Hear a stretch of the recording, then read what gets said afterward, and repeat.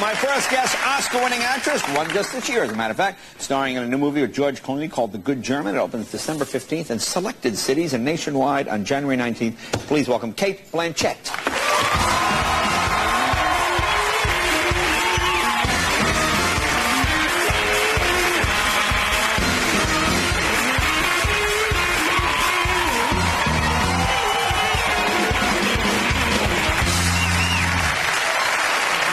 See, that is amazing to me. I saw you not like 9 minutes ago, and you had a whole different outfit on. I know. And then I'm going to change in the commercial break. I couldn't make up my but see, mind. that's what's amazing about women. It'll take from like 3 o'clock till 9 minutes ago to get the other outfit on, and then a whole different one in like 9 minutes. Well, how long does it take you to get dressed? You get in here at 1 o'clock in the afternoon. This has a zipper up the back. Right, there you go. And someone else pulls it Do out. I look like I get dressed? I just stand there and they put the stuff on, and that's what it is. Well, welcome to Los Angeles. Thank you. I don't quite know where I am, actually. Are you a bit jet lagged? Well, I've been on a plane since Thursday from Sydney. My husband and I directed a play in Sydney, and I got on a plane the next day and went to New York and come back here, and I don't know, I think I go back to Sydney tomorrow. Tomorrow? So if you know where I'm going, please tell me. And flying is awful now, isn't it? I remember when I started, like, in the 70s, flying was actually, like, pleasant. Now it's like a nightmare. Do you just get fed up? No, I actually find it really, I had a really bad experience when I was 10. My father had died, and he was from Texas, and so my mum planned this trip to Texas, and we caught this little plane from some airport in Orange, California. Right. And then we flew with these women with these enormous breasts and huge 10-gallon hats and this tiny little 12-seater plane. And we got into the middle of a lightning storm, which I didn't realize at the time, and they just screamed the whole way down. And but the jiggling must have been great. Yeah. But from this perspective, yeah. I would have loved it, but for you it wouldn't have been much. But yeah, that's sort of Texas, the big breasts, the big hair. You got well, it was my first taste of America. Is that right? Yeah, I love it. So when you fly now, do you? I mean, it seems like every flight is delayed all the time. Do you relax on a plane, or do you like to? I just sleep.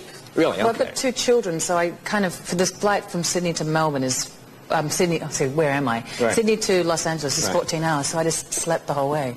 Are your kids good? You're going, sorry, I'm sorry, they're young, we're sorry. Do you have to do that all the time, or are they good kids? Well, no, this time I flew without them. Oh, okay. So, no, I kept saying I'm sorry, because I was snoring so loudly. You left them at baggage claim. And just, yeah, I think they're still there. No. Revolving. Now, what play were you doing? My husband did a one-act David Mamet called Reunion, and I did a one-act Harold Pinter. I was directing it. Called Kind of Alaska. We flooded the stage. Well, see, this is what I like about English and Australian. When they're not doing movies, they're always acting in something. It's either, like a lot of American movie stars will do 1 movie a year, and then you sit by the pool, you know. But, right. But it's true. I obviously have got the wrong agent. No, but either that or but, you know, everything is like a business decision, as opposed to just the part of acting, right? Yeah, I suppose, I trained I went to a drama school, and, I got to the age of 25 and never really expected to make a film, so all that stuff that I've done since has been great. Okay. But I was actually directing this time, so I got to sort of... Oh, okay. Such a relief not to have to do it. Yeah. So, now, you've acted, obviously, a lot on stage. Yeah. I mean, you have the sort of usual nightmare. I mean, that's sort of the fun thing about acting, because when something goes wrong in a film, you can fix it. I know, but someone was saying backstage that we like things going wrong in the theatre, like you like animals because they poop. Right. I mean, not that actors poop on stage, but I haven't had...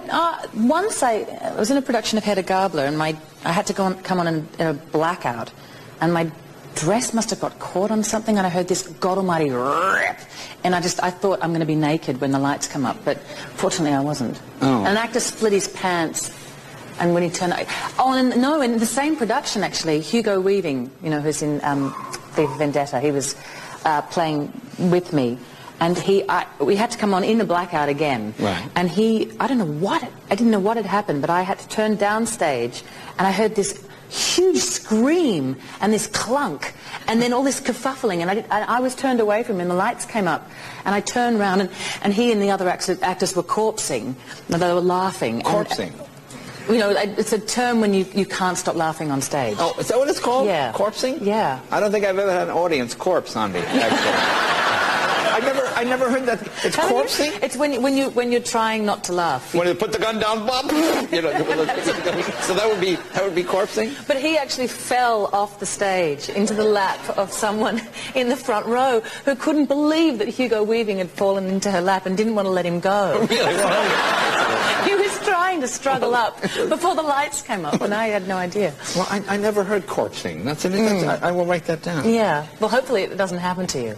Well, no, it does happen sometimes. But you know, when you get stage fright, you know, people die on stage. Right. But when you cannot stop laughing, it's... I always like the gun. Who's it? Somebody had that story with the gun where they're on stage and they're going, "I will shoot you. I will shoot you." And then obviously the guy off stage isn't doing the gun, so he picks it up, "I'll stab you." Bang! And then, kind of stupid. Now, you won the Oscar last year for The Aviator. Congratulations. I haven't seen it. I did. Now, what was that like? That's got to be You get a musical cue when you win an Oscar. That's nice. Oh, yeah, that's right. It doesn't happen at home. That's right. Yeah, that's right. Say Oscar, bring, and then violins go up. I mean, what was that like? Did it seem surreal to you? Was it... It was strange. I don't think it really hit me until about a week later. Right. And I was going to be very modest about it and, you know, put in the loo like Emma Thompson. Right. But then we had this grand piano in the house that we were living in, and I got home and just went, no, polished up the grand piano and put it right in the middle. Yeah, that's so almost... see it. That might be... It's so beautiful. Yeah. Oh, yeah. Now, how long before you get your name on it? Do they send you the thing you have to glue it on? Yeah, you do have to glue it on. I'm really bad at gluing it, so I put it upside down, and then it's part peeling off. Oh, you know when you get it, and then it's like crooked, and then the gold peels off, and now you go, oh, my Oscar's all ruined. You gotta get it because it's not really solid gold. Yeah. It would be nice if it was. But look, it's not solid gold? Oh, I've ruined it for you. Oh, I'm sorry. Only Americans get the solid gold. Oh. Yeah. We'll take a break. More with Cate right after this break.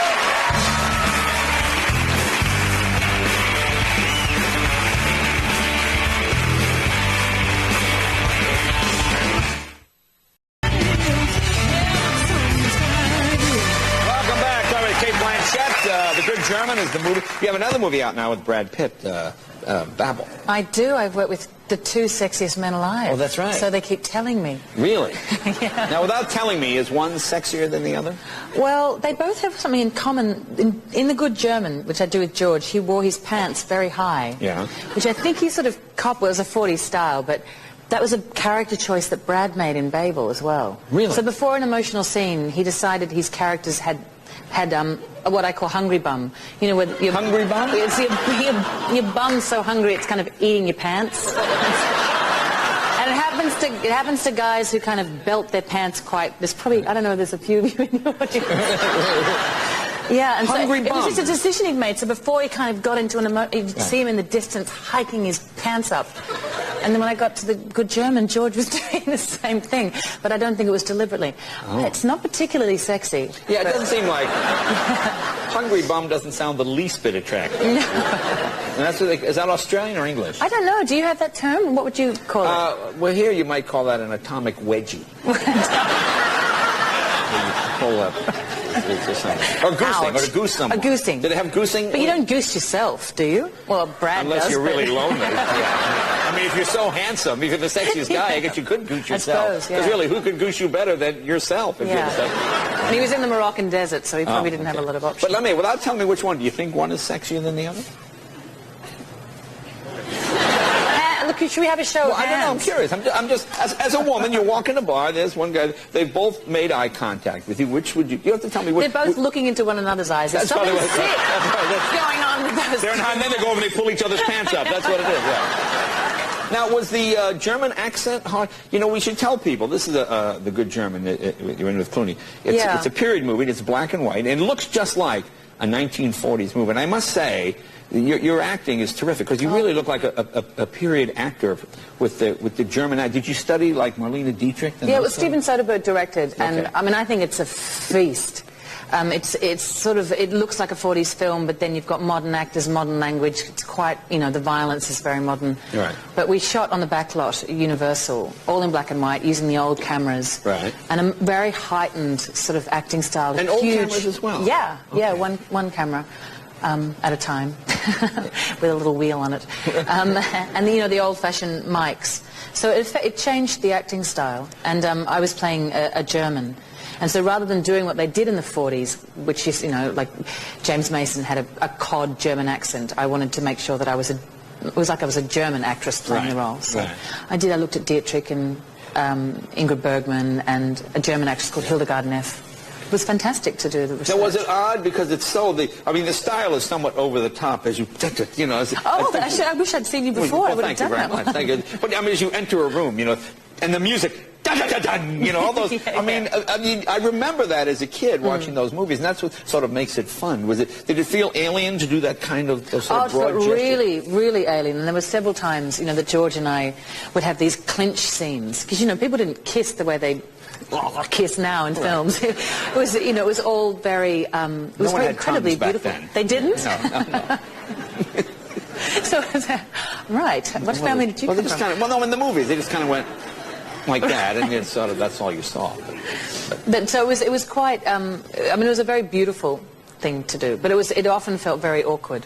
Well, let's show people a clip because you know, if I didn't know better, I would say there he is. This was an actress right out of the 40s. Let's see. Here we go. Let's take a look. The Good German. 1,000 marks. That's the deal, isn't it? You're going to take off your clothes?